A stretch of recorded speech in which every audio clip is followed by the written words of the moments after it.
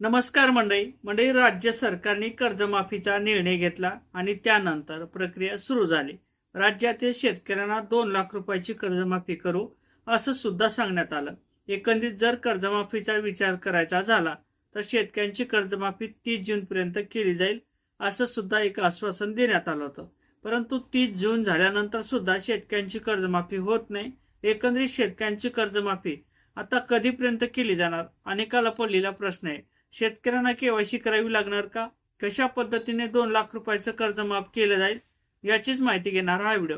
नक्की चॅनलवर नवीन असाल तर चॅनलला सबस्क्राईब करा। व्हिडिओ आवडला तर लाईक आणि शेअर करायला सुद्धा विसरू नका। म्हणजे ज्या अर्थी शेतकऱ्यांच्या कर्जमाफीच्या संदर्भात राज्य सरकारने निर्णय घेतला आणि त्यानंतर शेतकऱ्यांची कर्जमाफी केली जाईल असं एक आश्वासन सुद्धा दिलं।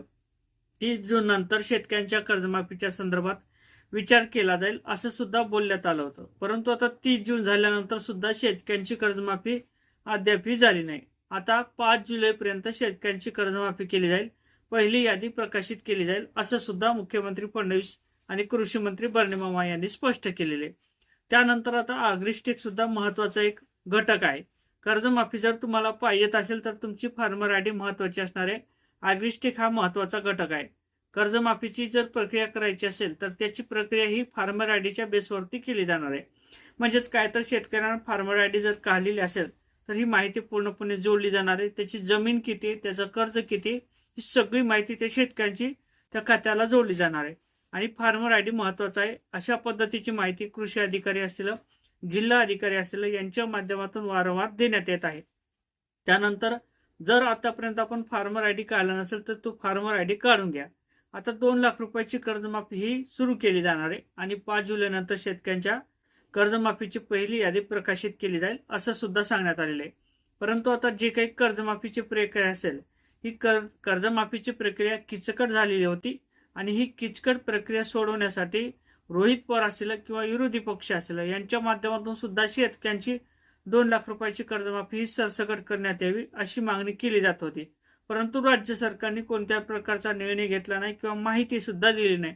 आता 2 लाख रुपयाचे जे काही निकष असतील, 2 लाख रुपये कर्जमाफीचे हे पूर्वीचेच निकष असणार आहे। यामध्ये कोणत्याही प्रकारचा जी सध्या तरी बदलण्यात आला नाही।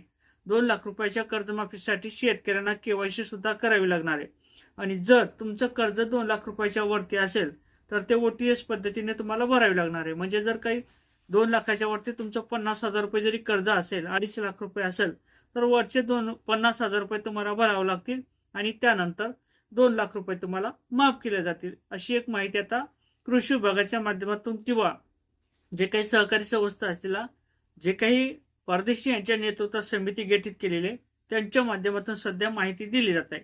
लवकरच शेतकऱ्यांच्या केवायसी केल्या जातील आणि केवायसी झाल्यानंतर शेतकऱ्यांना जे काही बँकेचे कर्ज असेल ते माफ केलं जाईल अशी माहिती सध्या समोर येताना दिसत आहे। नक्की चॅनलवर नवीन असाल तर चॅनलला सबस्क्राईब करा। व्हिडिओ आवडला तर लाईक आणि शेअर करायला सुद्धा विसरू नका। जय शिवराय।